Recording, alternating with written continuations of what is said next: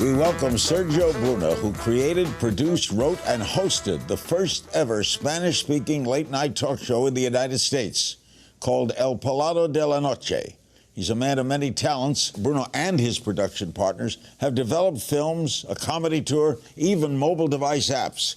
And now Bruno is looking to take his late-night brand to new heights here with our family at Aura. Your show aired in 2012, right? That is correct. Thank you. In the United States, to the Latino population, I would That is guess. correct, yeah. How many shows did you do? We did 32 shows, and we were airing on primetime and national television. And now we at Aura are going to carry all those shows. That is correct, and hopefully produce a new run of shows as well. Do you think the Latino population wants more content in this country? 100%. 100%. In fact, that's what we're here to do. For the longest time, the Latino population in the United States has been neglected because they've been fed repurposed content that is sometimes 10, even 15 years old. Soap operas. So finally, they have with us a funny, current, and entertaining show. It's like a combination, I'm told, of Saturday Night Live and The Tonight Show. That is correct. We have the skeleton of the regular late night talk show, monologue, interview, news, but then we mix the elements that I know we're going to make it fail-proof, which is comedy, sketches, funny segments outside. We have the hottest girls, and that sells very well on television. What does El Pelado de la Noche mean? El Pelado de la Noche literally means the bold at night. And I chose that name obviously because it represents me very well. I'm bold, but also bold because I say whatever I want. Bold and bold. That is correct. I see. And always attractive women, right? Exactly. And does Spanish-speaking entertainment and humor different from American humor? Are we talking about you're speaking to Latinos, right? That is correct. It's in Spanish. Yes, 100% in Spanish. And yeah, our comedy is more in your face. It's more physical. It's Latinos want more noise, more music, more color, more of everything. That is why I think we're going to be a great success in the community. Give me a little of your background. You were born in Spain? That is correct. I was born, I'm 35 years old. I was born in Spain, in Madrid, but I grew up in a small town northeast called Zaragoza. When I was 14, I just decided to stop going to school. I was not inspired by my teacher, simply. So I for a whole year, I was telling my mother I was going to school, but I wasn't. I was going to libraries. I started reading the subjects that really interested me, meeting characters. And when I was 15, I just decided to tell my mother the truth and move to Mexico on my own. What did your mother say? Actually, to my surprise, my mother surprised me and she showed me what true love is, because my mother gave me the two biggest gifts anybody can give to anyone in this life, which is life itself and the freedom to live it. So once I explained to my mother that I didn't want it to, because I didn't like where I lived, and I explained to my mother, Mom, I don't want to become a victim of my environment. I know that a lot of people are unhappy today simply because they choose to stay in places they don't like, doing things they hate, with people they don't love. And Mom, I don't want to be like that. So when I was 15, I left to Mexico and I started working and living on my own ever since. Sometimes having as much as 3 jobs at the same time, Larry. How did you support yourself? Actually, I financed the trip to Mexico with the earnings. I became a master at Futbolito. It's like our version of pool. And I made a little bit of money, for the passage and to live, for a couple of weeks. And then I've had every single job you can imagine, mostly sales, but I sold taximeters, LED signs, advertising, high-end membership for clubs. I tried everything, even prostitution, but that didn't work out too well for me because I'm not good in bed at all. In fact, I've disappointed more women than Jenny Craig. But let's. What did your father say about all this? Well, I grew up without my father. My father left when I was 2 years old. Oh. We're in touch. We know each other, but no, my father is an entrepreneur and loves adventure, and my father supported me. I mean, my father really understands that, life is to be lived. How did you get into broadcasting? Well, because I discovered it's my passion. Did you do it in Mexico? I study a little bit of production. I have a little bit of experience both behind and in front of the cameras. But I had my aha moment here in the United States, a big fan of the greats, Jay Leno, Conan O'Brien, David Letterman. One day I had that moment that I said, listen, what if you could choose right now, Sergio, had that moment in the mirror I think every man has. If you could choose right now what it is, regardless of course the money, that will be part of it, what it is that you would like to spend your life doing. And I designed this. I designed a late night talk show for the Spanish people here in the United States. At the same time, it was very convenient because nobody was doing it. And Larry, as a businessman, I cannot understand how nobody will take advantage of a format that's proven to be successful all over the world for 50 years. Wait a minute. Telemundo doesn't do anything like this? They had an attempt that failed miserably because they tried to copy directly, I mean, word by word, the format they were using in the United States. And you don't approach Latino audiences in that way here. They want more. They want more fun. They want edgier humor. They want, you know. What's the other big Spanish network? There's Univision, there's Telemundo, there's Azteca, and there's a network that I personally don't like, and just because of that, even though they're big, I'm not going to name them. But you don't like them? Yeah, I don't like them. All right, without naming them, why don't you like them? Because they mistreat people, Larry, and I don't appreciate that. They mistreat and they abuse their employees, and that is something I do not respect. I believe in treating people fairly and with respect, and that is something I personally don't want to have anything to do with them. How did your show do? Actually, did very well. We're pulling between 80 and 100,000 people every night without any advertising whatsoever. I'm talking about radio, billboards, not at all. So actually worked very, very, very well. You come right to California? Yes, Los Angeles. That was my dream since I was a little kid. So from Mexico, actually from Acapulco, I spent a year in Acapulco.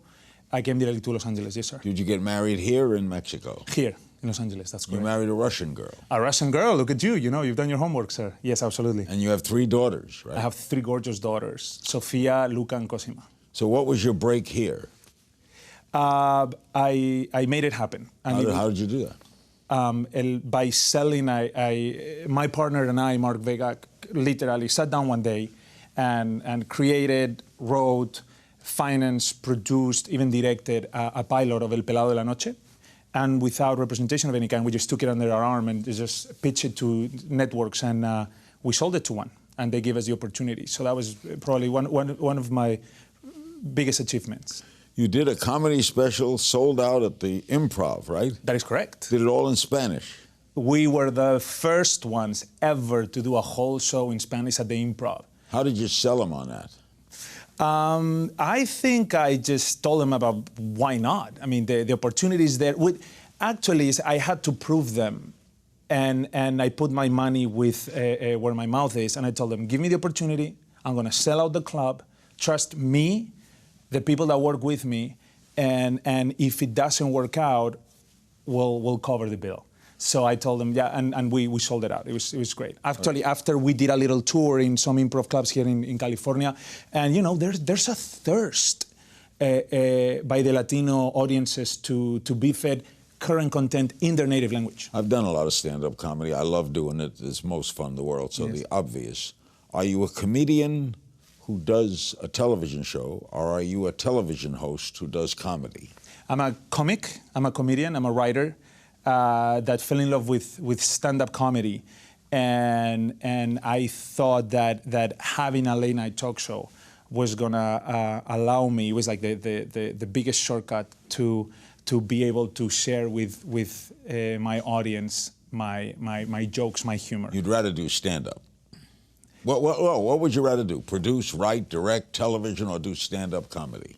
I fell in love with stand-up comedy, but then that love evolved. How I want to spend my days and my life is by producing and hosting El Pelado de la Noche, without a doubt. What kind of guests do you have on the show? Okay, so we have Fernando Carrillo, Maria Conchita Alonso, we have Rob Schneider, we have Chich Marin. He was a lot of fun to have on the show.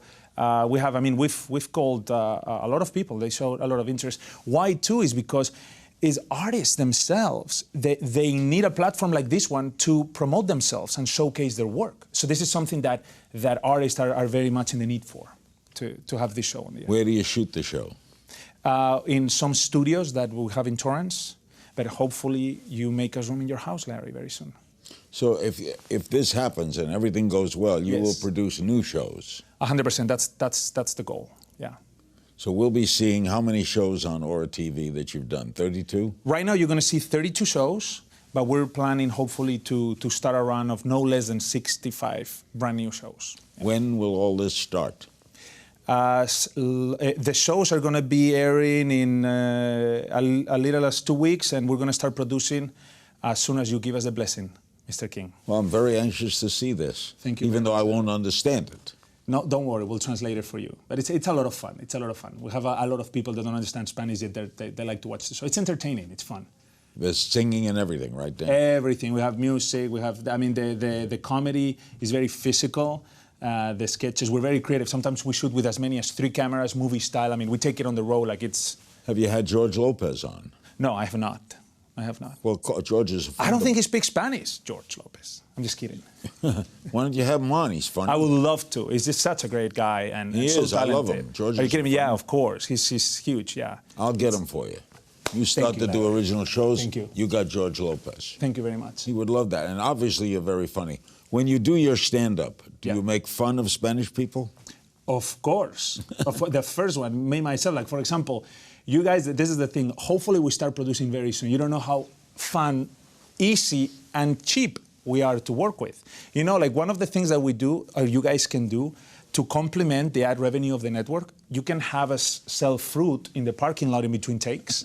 I mean, we can do that. If the guest doesn't show up on time, we can turn the green room into a t-shirt factory, man, and we can just start. And that's how we all got here. But no, it's absolutely, we love to make fun of ourselves. In your heart, are you Spain, Mexico, or California? I'm Mexican. I fell in love with Mexico. Stole my heart. I learned to be a human being when I was living in Mexico. Truly, I've had the most beautiful conversations and met the most interesting people when I was in Mexico. Truly, it's such a wonderful place. Yeah. And Mexico City is one of the great cities of the world. Yes, sir. I love Mexico City. 28 million people in one city. And it has gravitas. It has. That is correct. Music. It has. And it's beautiful architecture. Yeah. Beautiful. And there is an underground to that city that very few people. First of all, it's become the capital of South America. First of all, I mean, it's growing so much that town. But I've had many times. I remember spending 14 hours sitting down at a restaurant, obviously with bathroom breaks, but 14 hours with people from all over the world. Like a poet from Argentina, a singer from Sweden, like just Mexico City is just such a rich town. The best conversations and some of the best moments. I love Mexico. I love Mexico. I think you're guaranteed to be a hit. Thank you. That means a lot to me, sir. I think you're very special, and I salute you, and we're so happy to welcome you aboard. Thank you, sir. I want to thank my guest, Sergio Bruna. He will be the host of a great show coming to Aura TV. Keep an eye out for the premiere of El Palado de la Noche here on Aura.tv. And remember, you can find me on Twitter at King's Things, and I'll see you next time. Or as I like to say, hasta la vista.